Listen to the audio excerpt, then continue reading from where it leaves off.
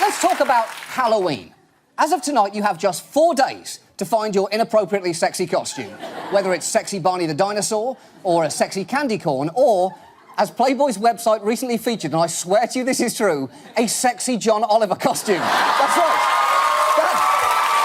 That is an actual photo of a human woman dressed up to look like a sexy me.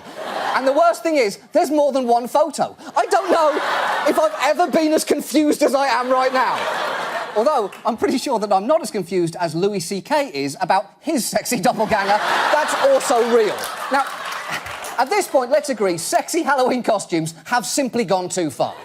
But it doesn't matter, because we all know what Halloween is really about. Candy. Sweet sugar treats. This Halloween, Americans will spend $2.2 billion on candy. Although, to be fair, that does include Necco wafers, which might be better classified as coagulated dust. But is it really fair to describe sugar as a treat, considering how much we eat it all year round? Today, the average American consumes 22 teaspoons of sugar a day, 3 times what we need. That's equal to 75 pounds of sugar a year for every man, woman, and child in the United States. Holy shit! 75 pounds of sugar. That's like eating Michael Cera's weight in sugar every single year.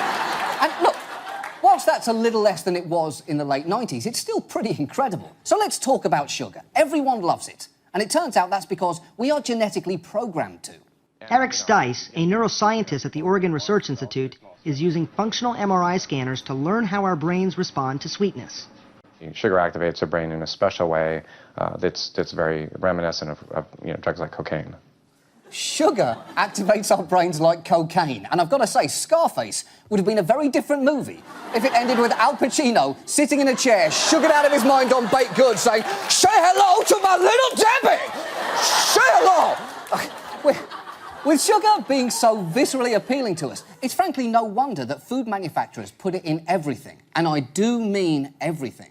About 35% of the sugars that Americans consume come from beverages. But we're also talking about salad dressings and ketchup and, breads and cereals and crackers. And the list goes on, even to beef and turkey jerky.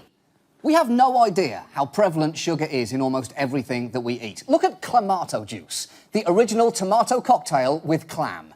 One serving has 11 grams of sugar in it. So they clearly thought, well, look, let's improve the taste by adding sugar, instead of thinking, let's improve the taste by removing the clam.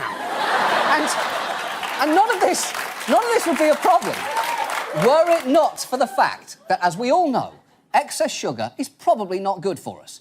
Both the World Health Organization and the American Heart Association have warned against the harms of eating too much of it, and some studies suggest that too much sugar can literally mess with the brain. This rat is perfectly healthy. Put him in a vat of water and he finds his way to safety every time.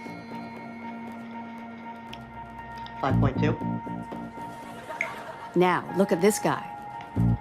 What he's been eating is the equivalent of a North American diet, complete with all the fats and sugars we regularly consume. He doesn't know where to go. His brain has been damaged. Now, I don't think that rat is unable to find the island. I think that rat is saying, "F*** that island, there's no sugar on that island. I want sugar! I want sugar!"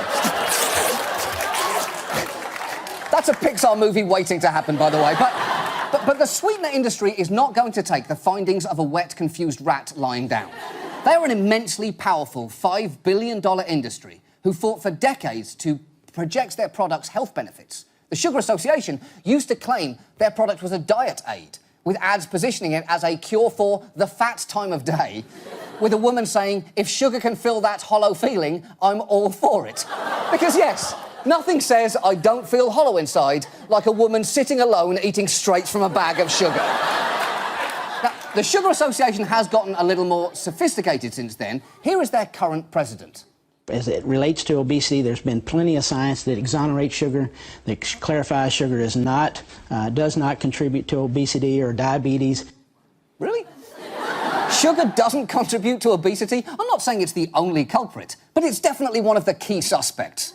Asking what causes obesity is a bit like asking who killed a first-grade class's hamster. Sure, they all killed it in a way, but I think we all know one of them killed it the most. I'm talking to you, Kevin. You killed that hamster and you drove your father away. There, I said it. I said it, Kevin. I said it. Although, to be fair, take him down. To be fair, there are some scientists who dismiss links between sugars and obesity. For instance, this guy. We take a complex situation like obesity and we say, well, if we could just cut down on sugar-sweetened beverages or added sugars in general, that would solve obesity. And I think that is a very slippery slope and almost certainly wrong. That is Dr. James Rippey, who, like Clamato juice, turns out to contain quite a lot of hidden sugar himself.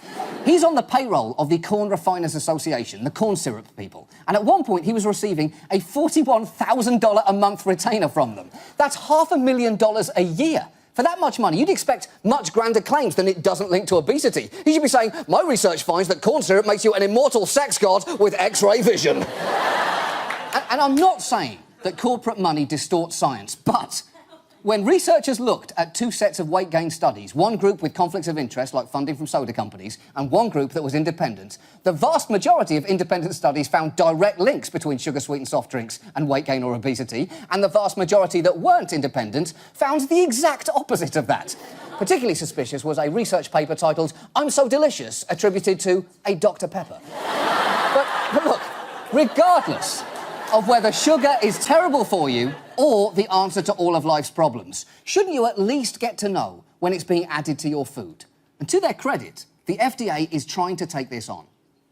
This week, the FDA is reviewing new nutritional labeling standards, and that may force food makers to not just list total sugar content, but how much sugar they're adding to their products.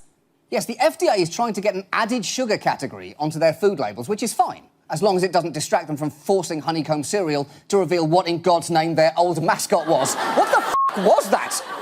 It looked like some kind of tumbleweed made of merkins. But look, being forced to reveal how much sugar you are adding to people's food might seem pretty mild, but there is no way the food manufacturing industry is going to let that happen. The FDA has been swarmed with letters from every conceivable product, from the National Yogurt Association to the National Frozen Pizza Institute to multiple representatives of the cranberry industry. Now, cranberries are, I think we can all agree, nature's most disgusting berry. Cranberries taste like cherries who hate you. Cranberries taste like what a raspberry drinks before its colonoscopy. And the industry knows it. The head of the Ocean Spray Company wrote to the FDA saying cranberries are naturally low in sugar, giving them a distinctly tart, astringent, even unpalatable taste. Yes, that's the head of Ocean Spray describing its defining ingredient as unpalatable. It's no wonder they want certain cranberry products to be exempted from the proposed added sugars declaration, which is tantamount to begging, please don't make us tell everyone how much sugar we dump on our garbage bog berry. But the most revealing plea came from the American Beverage Association, who wrote that if there is to be an added sugar label, it must be measured in grams and not teaspoons, because teaspoons are, and I quote, well, teaspoons may carry an unfair negative connotation that undermines the factual nature of nutrition information, which is ridiculous. What negative connotation does a fucking teaspoon have? Unless you're thinking of an annoying dude at a diner who's always trying to balance one on his nose, or the fact that they used to freebase heroin, but neither of those things is the teaspoon's fault. The only reason the beverage people want sugar to be measured in grams instead of teaspoons is that people understand what a teaspoon is. No one understands the metric system, which is why this proposed FDA food label is completely missing the point, because if they really want us to understand how much sugar is in our food, they need to find a measurement we can immediately grasp. And that is why, tonight, we are proposing, in the spirit of Halloween, that product manufacturers express their sugar content in the form of candy, specifically circus peanuts. The most disgusting of all the candies. They taste like an elephant ejaculated into a packet of Splenda. And there is more than 5 grams of sugar in each one of these horrifying things. So, what we're saying to companies is this. Keep loading your products up with as much sugar as you like, on the one condition that on the front of the packaging, you display how much sugar it contains in the form of circus peanuts. So, for instance, 64 ounces of Clamato juice has 88 grams of sugar, or 16 peanuts worth. A can of Campbell's tomato soup, 5.5 peanuts. A package of 20 circus peanuts, obviously 20 circus peanuts. That goes without saying. But we, as consumers, must demand manufacturers adopt this measurement. So please, tweet at them. using the hashtag #ShowUsYourPeanuts. And ask your favourite food manufacturer. Ask them. You ask them to whip out their peanuts and present them to you. And if they say to you, we don't want to, that's embarrassing. Nobody wants to see our peanuts. They're orange and misshapen and bumpy. You tell them again, show us your peanuts. Do it, food makers. Expose your peanuts to the world. Because if you are going to shove your peanuts in our mouths, the very least you can do is tell us what we're swallowing.